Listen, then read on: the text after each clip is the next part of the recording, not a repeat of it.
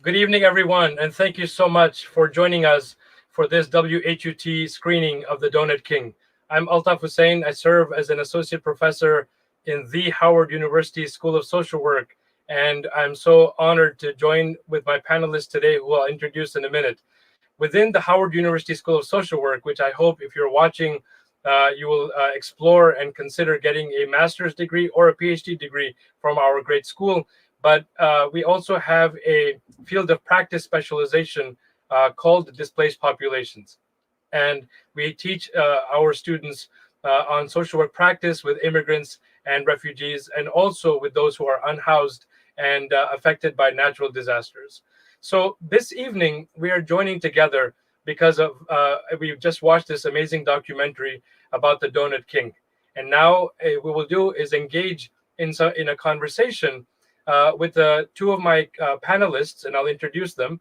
Mr. Kazi Mannan is a Pakistani American entrepreneur and businessman known for being the owner of a restaurant called Sakina Halal Grill, just a few blocks from the White House. The restaurant serves needy people free of cost. The primary purpose is to spread kindness, as he says, through food and bringing positive change in the community. His mission is to inspire others, other fellow human beings, so that we can all live and grow as one happy human family. He was born in Pakistan in an ordinary family, as he says, and in search of a job in 1996, he actually came to the United States to support not only his parents back home, but also his 9 siblings. He worked long hours in a series of tough jobs, saved money, and learned everything he could about working and living in America. His hard work paid off.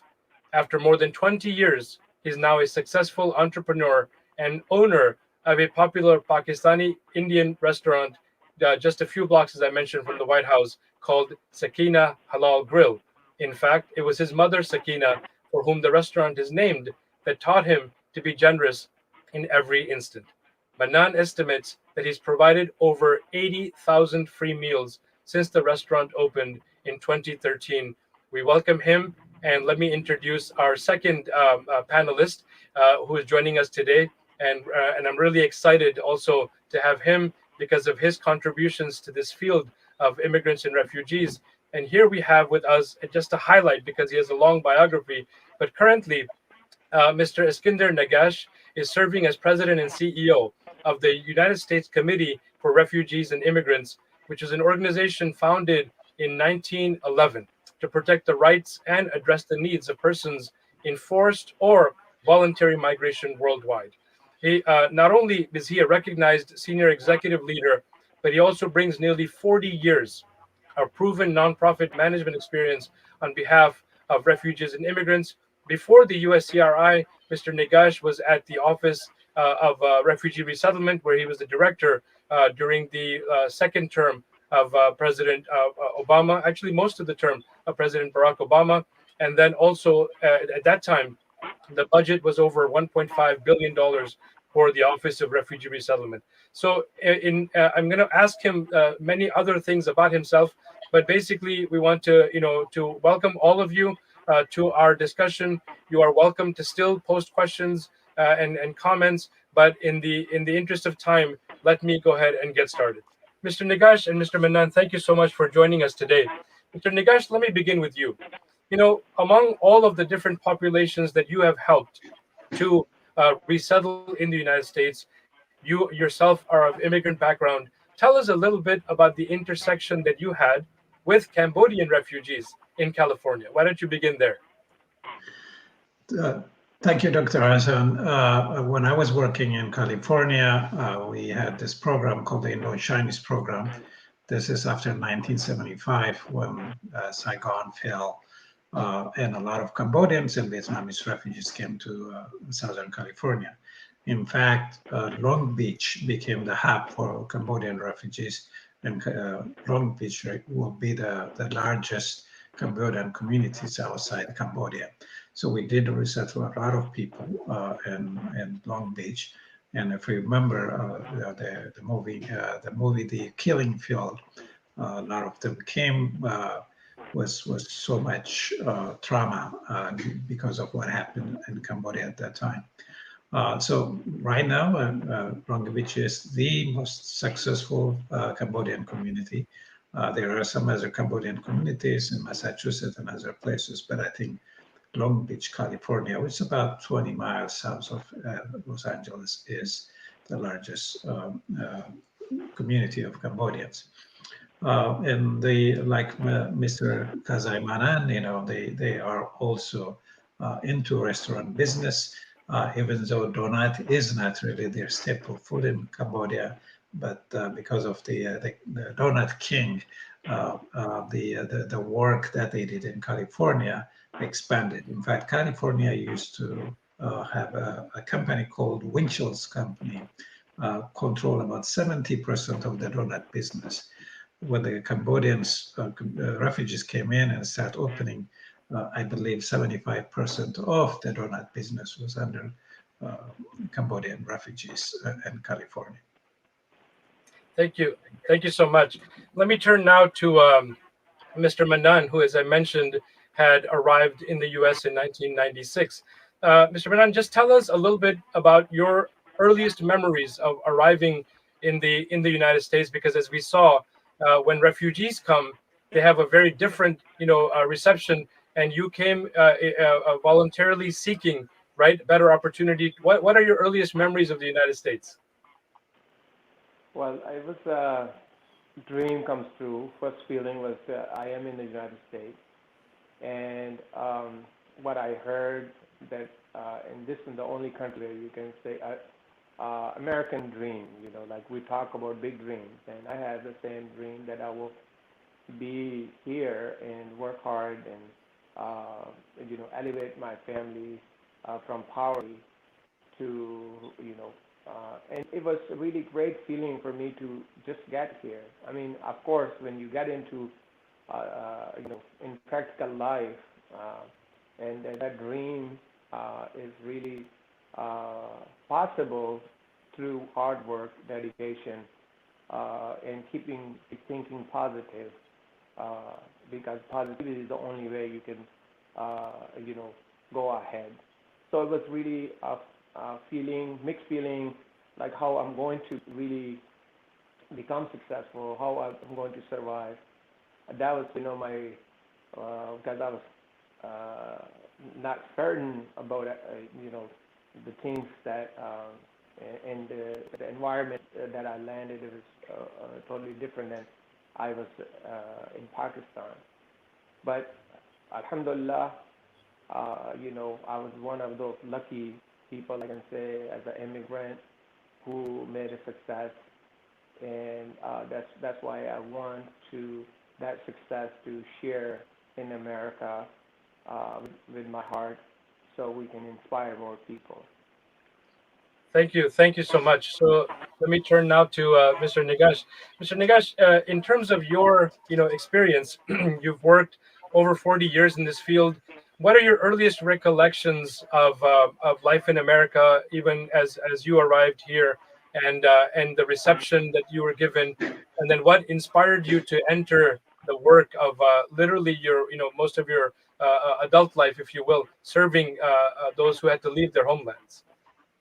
That's a good question. So first, I was a refugee in Sudan, and then I decided to work for an international NGO in Sudan. After working with them for almost 2 years, I got sponsored by them, so I came to the U.S., but I didn't get the job right away. So I ended up actually working for a company at that time, and I was making about $3.35 an hour.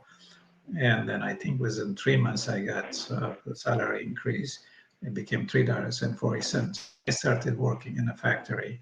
And then later on, I decided to join the refugee resettlement program. And the reason I ended up working for a refugee program is, basically my own experience, and knowing that every refugee who's coming to the US will go through the adjustment process, from a different culture, different background. So I felt that I can actually relate to regardless where they came from, because one way or another we share the same kind of journey, or driven by well-founded fear of persecution by a state.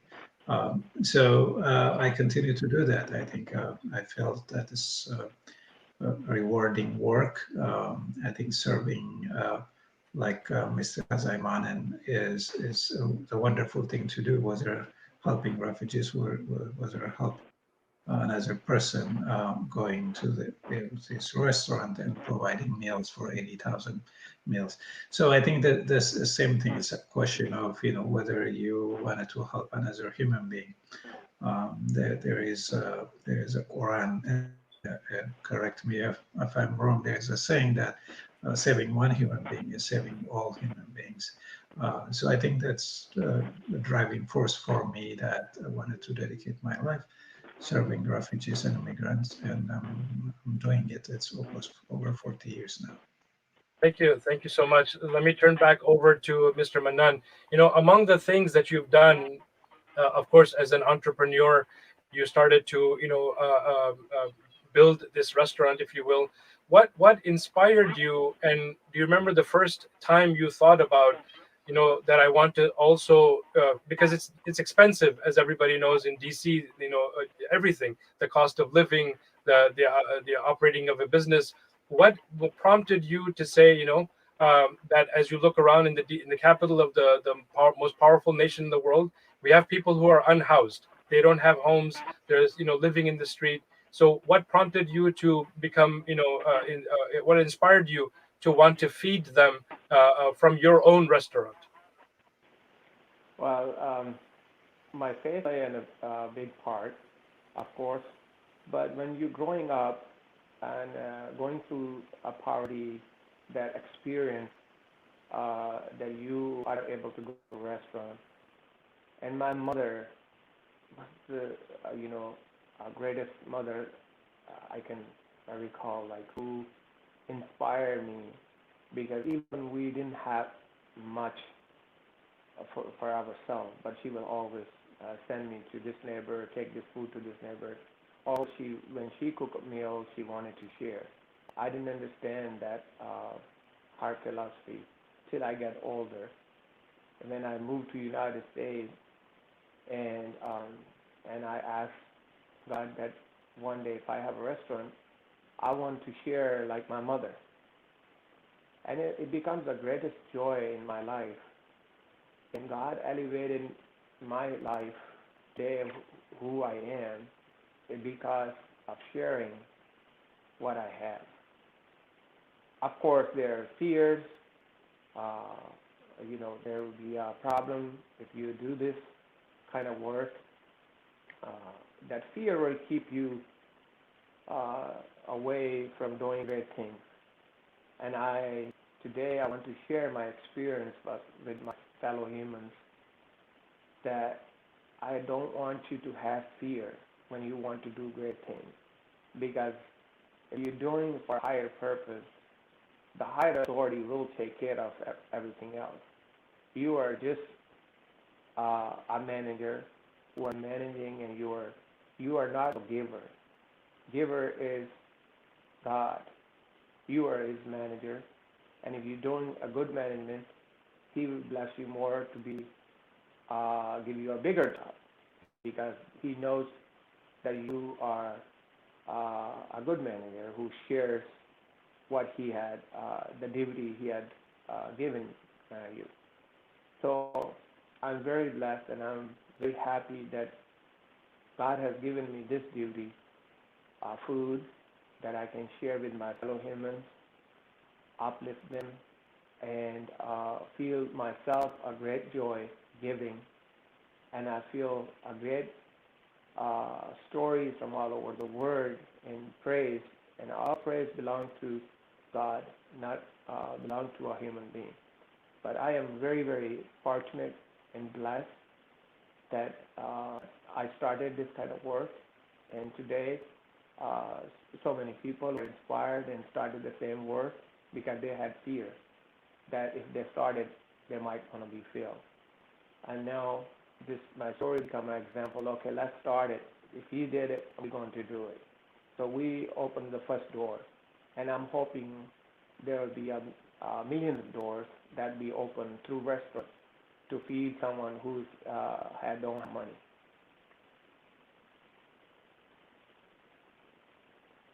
And among the things we've been thank you so much. Among the things we've been talking about, I think it's important for us to acknowledge that life has not always been, and it continues not to be easy for immigrants and refugees, which is why the organization that Mr. Negash now heads, USCRI and others, do so much work for advocacy in trying to help the rest of America really see that the story of Ted in the Donut King is a story unfolding every day. Maybe not to the same degree. Maybe they're not making millions of dollars, but they're contributing to their local economy. They're opening up a small store, and other people are working at that store, so they're owners of small businesses and other things. But there's also the part that there are many instances where humorous instances have taken place because of issues of translation or a misunderstanding of English. As somebody, I'm of Indian origin, so British English is radically different, if you will, than American English in terms of the phrases they use. So what memories do you have? And I can begin with Mr. Negash. Anything that stands out as a kind of a humorous experience as an immigrant trying to work with or be friends with or engage with other Americans? Anything that stands out that you thought, oh wow, that this is a complete misunderstanding, or it was just funny the way it happened, Mr. Negash? It's very hard to remember, but again, coming from a completely different culture and expectation, I think one thing that's very shocking is learning, I mean, the African American history in this country, and then for the first time, you come as a refugee, you have your own history. Which is a little bit different than the African American history in the United States.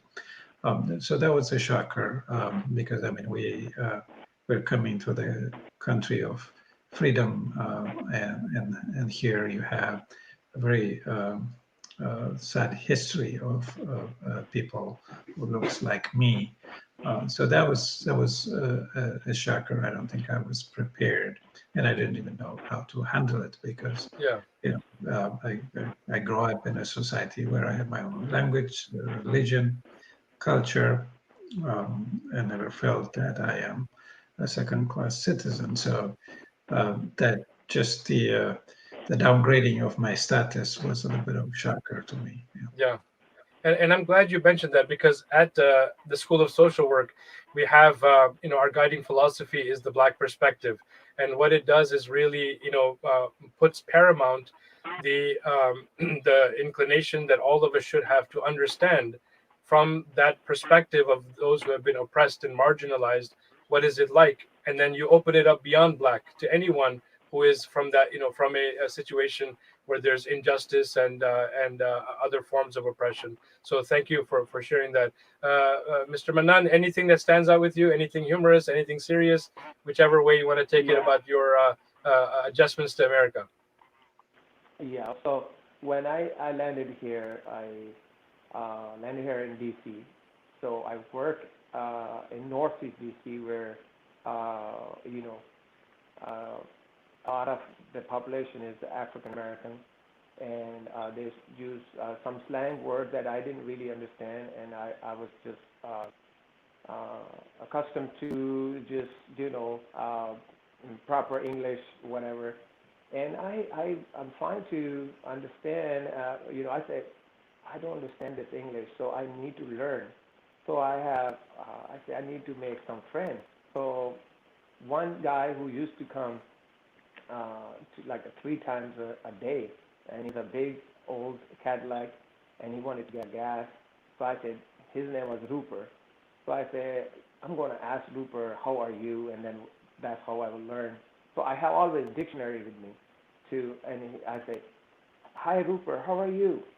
And then he said, not bad, not bad, not bad, like fast. And I say, what does that mean, not bad? So I look in my dictionary, NAB, and that I can find the meaning. So I didn't get it at all. Like it went, over my head.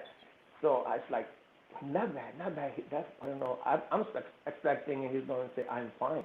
So that's the only answer I'm expecting. So next time he comes, because he comes 3 times a day, so next time he comes, I say, Rupert, how are you? I say, not bad, not bad, not bad. I say, that, I have to ask him what that not bad means, because my English is bad. I need to learn this English. If I want to survive, I want to be a cashier at the gas station, I need to learn it. So the third time he came, and I'm trying to pay my really close ear, and trying to find out what he's saying. And then I said, what do you mean not bad, not bad, not bad? He said, not bad means, you don't know, man, what not bad mean? I said, no, I don't know what not bad means. He said, meaning not bad. I said, man, I've been trying to figure it out, not bad. This is all day. I'm looking through dictionary. Trying to find. At that time, there was not kind of no YouTube, right? So that you wanted to find out, but it was just the dictionary, and that was my experience learning a culture and English and slang words, and then I become the master of the hood slangs and all that stuff, and people thought like, I'm a black person the way I talk. When I landed in the downtown DC, my boss she was a white person, and she said, no, this is not English. I said, this is English. And I used to say, no, what's going on, Sandra?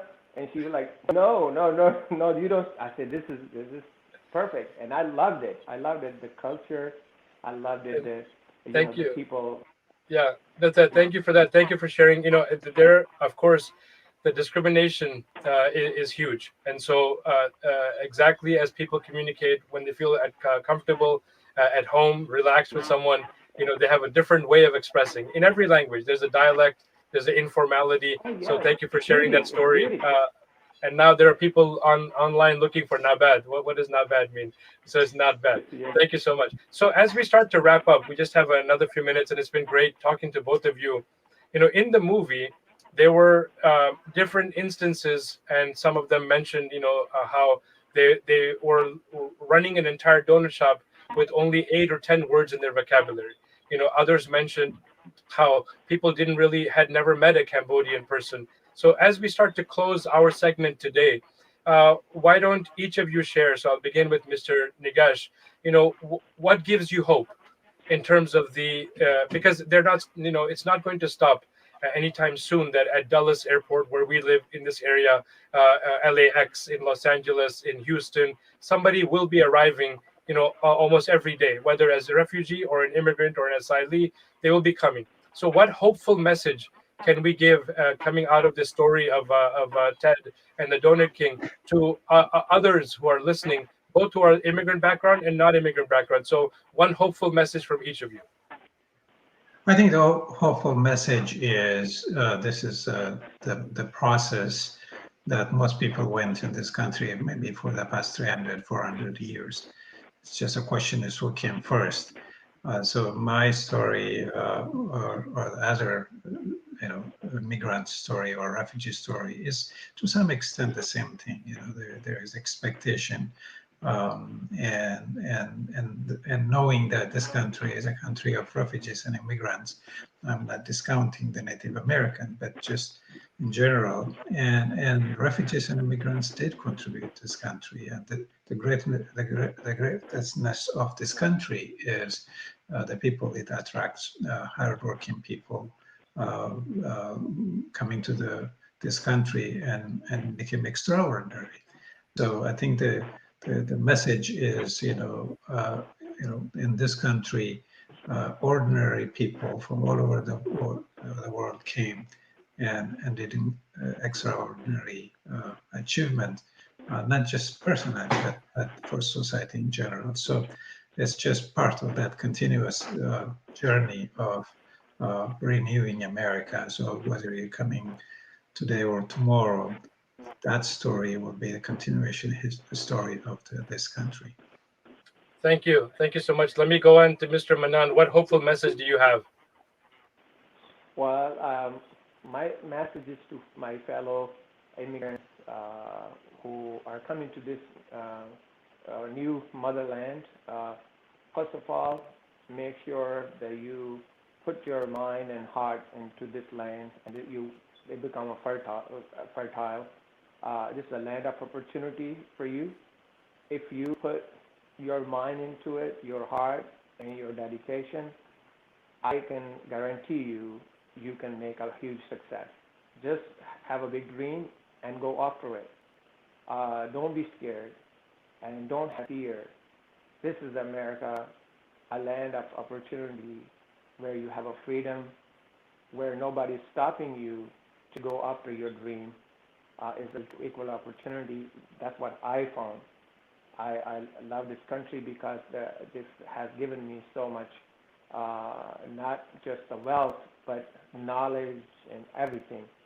And my message to all of you is there. Please don't be scared. When you get here, you will go through a process. When your time comes, you can become an entrepreneur. You can open a store, a restaurant, or whatever you want, whatever you wish, and that is possible. That's possible because we have a lot of great examples in this country. And Thank you. You don't think you'll be alone. Thank you so much. Thank you so much again to Mr. Mannan, who owns the Sakina Halal Grill located on K Street in Northwest, just a few blocks from the White House, and to Mr. Negash, who is serving as the president and CEO of the United States Committee on Refugees and Immigrants. As we start to close out today, we want to remind you that this program was brought to you by WHUT, which is a PBS affiliate, and that all viewers like you and I support this station. So we really hope that you can visit WHUT and make a contribution, support. Sometimes as simple as $10 a month is from one family could support the station, and so all of us benefit from this PBS programs. We really hope that you'll take time to do that. And then, as I mentioned earlier, I am from the Howard University School of Social Work, located here in Washington, D.C. We have both a master's program as well as a PhD program. We really do hope that you will explore our website, and it's there scrolling for you on the screen. And as I close up, I want to thank the producers of the documentary that celebrated the life of the donor king Ted Noy, and really it brought us all hopefully that much closer together to really say that America can be the land of opportunity, but we cannot be blind to the discrimination that is inherent in some of the policies that we hope all of us will advocate to change, so that indeed everyone can have an equal chance at making it here. So let me turn it over to our great team from WHUT as we wrap up here, closing out the panel discussion and as part of the screening of the Donor King. Thank you again. Thank you. Thank you. Thank you all. Thank you, Free. I appreciate you guys. My name is Mikel LaRoche, not Dr. Altaf Hussein. I'll remove that. My name is Mikel Emmanuel LaRoche, the Creative Services Manager here at WHUT. And I would again like to thank our esteemed panel, our guests, and our moderator, who did an amazing job tonight. Dr. Altaf Hussein, Mr. Negash, and Mr. Mannan. On behalf of our viewers and the WHUT staff, I would like to thank you for your insights and dedication to serving the community. We hope to be able to reach out to you again soon to have more informative discussions on topics that affect our society. Upcoming events, shows, film screenings, please feel free to visit us online at whut.org. Secondly, for our local District of Columbia, Maryland, and Virginia viewers and supporters of WHUT, the Donut King will be showing on live on air. I'm going to cover you guys for a quick second. I hope you don't mind. But it will be showing or airing on WHUT on, hold on, let me remove my name, on Thursday, June the 17th at 8:30 p.m. and Saturday, June the 19th at 10 p.m. That's on Channel 32, Washington, D.C., Maryland, and Virginia. So guys, if you have an opportunity, please, and you would like to share the movie as you watch it tonight, it'll be airing on WHUT. Save the dates.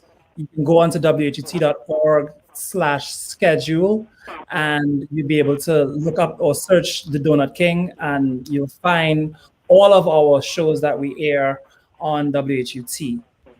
Outside of that, hold on one second. I would like to, as a reminder, please make WHUT your home station if you're on pbs.org. And finally, I want to let you guys know that we're able to have events like this because of contributions from our donors, particularly our WHUT sustainers.